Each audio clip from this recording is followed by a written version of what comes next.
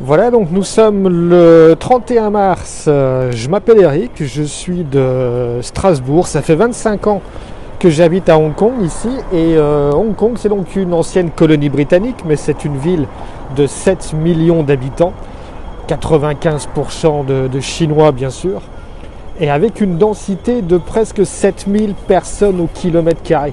C'est-à-dire une densité 60 fois supérieure à celle de la France.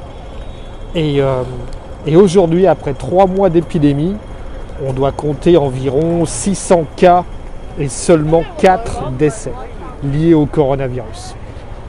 La grosse différence par rapport aux chiffres auxquels on assiste aujourd'hui, et c'est dramatique en Europe, aux États-Unis, c'est que ici, comme vous le voyez, 100% des personnes portent le masque. Tout le monde porte le masque dans la rue. Il n'y a pas de confinement, seules les écoles sont fermées.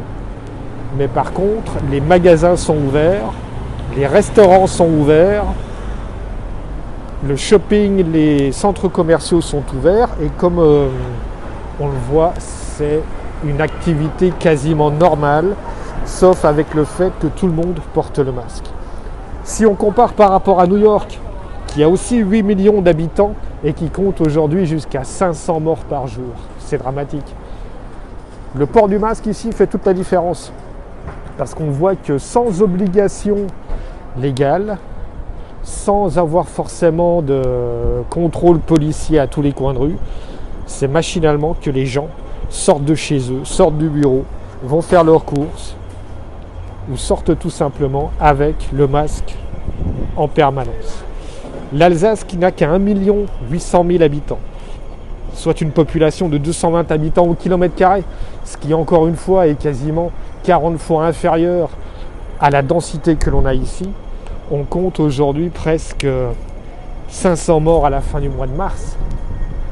Ici, on est à 4 décès en 3 mois. Cette différence de chiffres est vraiment impressionnante, surtout pour moi qui vis à Hong Kong, qui suis alsacien d'origine et de cœur, et de voir à quel point en Alsace, la situation est compliquée, la situation est tendue, la situation est difficile.